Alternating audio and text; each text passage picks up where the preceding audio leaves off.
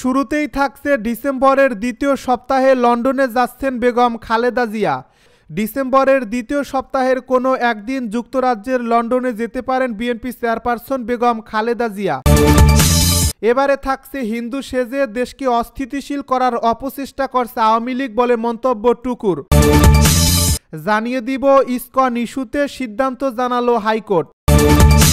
এদিকে শেখ হাসিনার বিরুদ্ধে আন্তর্জাতিক আদালতে মামলা করবে সরকার। আরও থাকছে গাজীপুরে বকেয়া বেতনের দাবিতে শ্রমিকদের ঢাকা টাঙ্গাইল মহাসড়ক অবরোধ। সব শেষে জানিয়ে দিব সুপ্রিম কোর্টে নজিরবিহীন ঘটনায় প্রধান বিচারপতির উদ্বেগ। শুনছিলেন হাতে পাওয়া গুরুত্বপূর্ণ আপডেট সংবাদের শিরোনাম, এবারে বিস্তারিত। তবে তার আগে অনুরোধ রইল ভিডিওটিতে একটি লাইক দিন এবং কমেন্ট করে জানিয়ে দিন ভিডিও সম্পর্কে আপনার মূল্যবান মতামত। আরও জানিয়ে দিন ভিডিওটি কোথা থেকে দেখছেন বা কোন জেলা থেকে দেখছেন। ডিসেম্বরের দ্বিতীয় সপ্তাহে লন্ডনে যাচ্ছেন বেগম খালেদা জিয়া। ডিসেম্বরের দ্বিতীয় সপ্তাহের কোনো একদিন যুক্তরাজ্যের লন্ডনে যেতে পারেন বিএনপি চেয়ারপারসন বেগম খালেদা জিয়া। লন্ডনে বড় ছেলে তারেক রহমানের বাসায় বিরতি দিয়ে চিকিৎসার জন্য যুক্তরাষ্ট্র যাবেন বিএনপি চেয়ারপারসন। দলের নির্ভরযোগ্য সূত্রে এ তথ্য জানা গেছে বিএনপি চেয়ারপারসনের বিদেশ যাত্রার যাবতীয় প্রস্তুতিও নেওয়া হয়েছে। চিকিৎসা সুবিধা সংবলিত বিমান ভাড়ার বিষয়ে প্রায় চূড়ান্ত। যুক্তরাষ্ট্রের ভিসার জন্য গতকাল তিনি আঙুলের ছাপ দিয়েছেন। দলের নেতারা জানিয়েছেন দ্রুতই এই ভিসা মিলবে বলে আশা করা হয়েছে। গতকাল দুপুরে দূতাবাসে গিয়ে বায়োমেট্রিক ফিঙ্গারপ্রিন্ট দেন বেগম খালেদা জিয়া।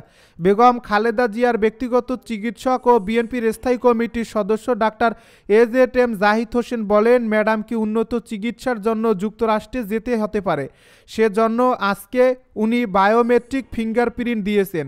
এ সময় দূতাবাসের ভারপ্রাপ্ত রাষ্ট্রদূত সহ দূতাবাসের কর্মকর্তারা বিএনপি চেয়ারপারসনকে দূতাবাসে স্বাগত জানান। তার সঙ্গে দলের স্থায়ী কমিটির সদস্য অধ্যাপক এজেএম জাহিদ হোসেন, সাংগঠনিক সম্পাদক শামা ওবায়েদ, চেয়ারপারসনের একান্ত সচিব এবিএম আব্দুস সত্তার এবং চেয়ারপারসনের ব্যক্তিগত চিকিৎসক মোহাম্মদ মামুনও উপস্থিত ছিলেন।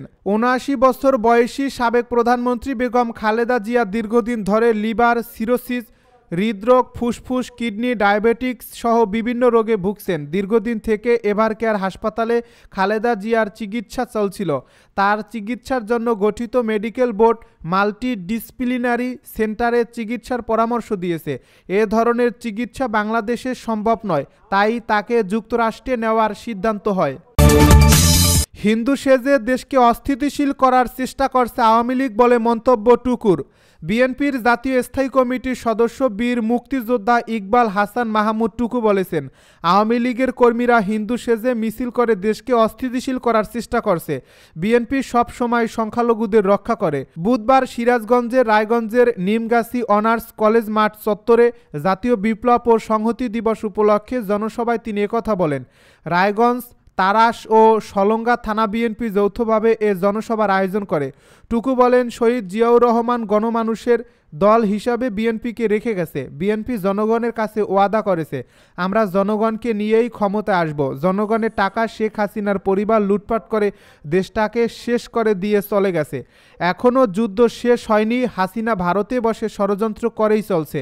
রায়গঞ্জ উপজেলা বিএনপির সভাপতি শামসুল ইসলামের সভাপতিত্বে এবং যুগ্ম সাধারণ সম্পাদক দুলাল হোসেন খান, আমিনুর রহমান টুটুল এবং আব্দুল আলিম সরকারের যৌথ সঞ্চালনায় বিশেষ অতিথি হিসাবে বক্তব্য রাখেন সিরাজগঞ্জ ৩ আসনের সাবেক এমপি আব্দুল মান্নান তালুকদার, সিরাজগঞ্জ জেলা বিএনপির সভাপতি রুমানা মাহমুদ, জেলা বিএনপির সাধারণ সম্পাদক সাইদুর রহমান বাস্তু প্রমুখ। ইসকন ইস্যুতে সিদ্ধান্ত জানালো হাইকোর্ট। চলমান ইসকন ইস্যুটি সর্বোচ্চ প্রায়োরিটি দিয়ে মোকাবিলা করেছে সরকার। হাইকোর্টকে এমনটি জানিয়েছে রাষ্ট্রপক্ষ।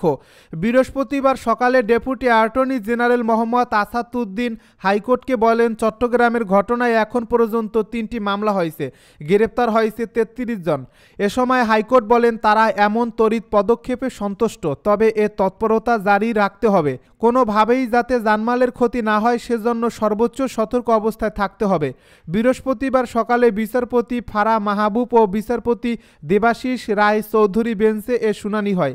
এর আগে গতকাল ইসকন নিষিদ্ধ চেয়ে হাইকোর্টে মৌখিক আবেদন করেন আইনজীবী মোহাম্মদ মনির উদ্দিন, যার পরিপ্রেক্ষিতে রাষ্ট্রপক্ষের মতামত জানতে জরুরি ভিত্তিতে অ্যাটর্নি জেনারেলকে আদালতে ডেকে পাঠানো হয়।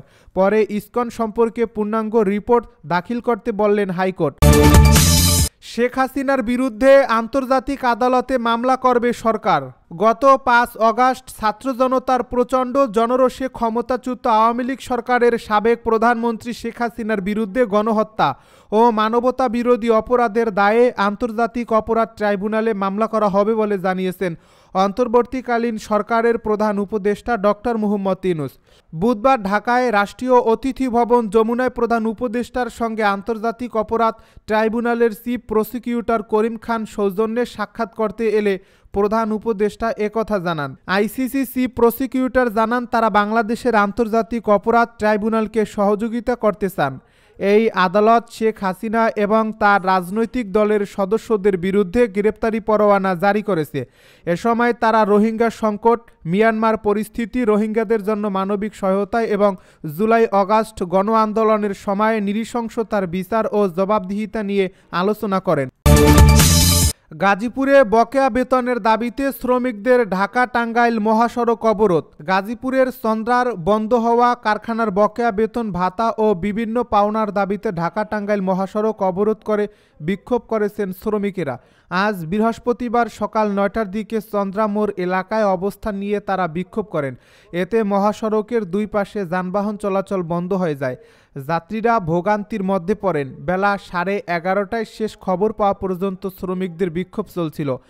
বিক্ষুব্ধ শ্রমিক ও স্থানীয় সূত্রে জানা যায়, চন্দ্রা মোড় এলাকার মাহমুদ জিন্স লিমিটেড নামে একটি কারখানা আছে। এ কারখানায় কাজ করতেন ৬০০ থেকে ৭০০ শ্রমিক। বিভিন্ন সংকটের কথা বলে কিছুদিন আগে কারখানাটি বন্ধ ঘোষণা করেছে মালিকপক্ষ। আজ সকালে শ্রমিকদের বকেয়া বেতন ভাতাসহ অন্যান্য পাওনা পরিশোধ করার কথা ছিল। সে অনুযায়ী সকাল থেকে এই কারখানাটির সামনে আসতে থাকেন শ্রমিকেরা, কিন্তু এর মধ্যেই শ্রমিকদের পাওনা আজ পরিশোধ করা হবে না জানিয়ে নোটিশ টাঙিয়ে দেয় কারখানা কর্তৃপক্ষ। এতে শ্রমিকেরা ক্ষুব্ধ হয়ে কারখানার সামনেই বিক্ষোভ শুরু করেন। পরে তারা চন্দ্রা মোড়ে ঢাকা টাঙ্গাইল মহাসড়কে বিক্ষোভ করেন। সুপ্রিম কোর্টে নজিরবিহীন ঘটনায় প্রধান বিচারপতির উদ্বেগ। সুপ্রিম কোর্টে নজিরবিহীন ঘটনা ও জেলা আদালতে অনাকাঙ্ক্ষিত পরিস্থিতির পরিপ্রেক্ষিতে গভীর উদ্বেগ প্রকাশ করেছেন প্রধান বিচারপতি সৈয়দ রেফাত আহমেদ। বৃহস্পতিবার এক বিজ্ঞপ্তিতে এ উদ্বেগের কথা জানিয়েছে সুপ্রিম কোর্ট প্রশাসন।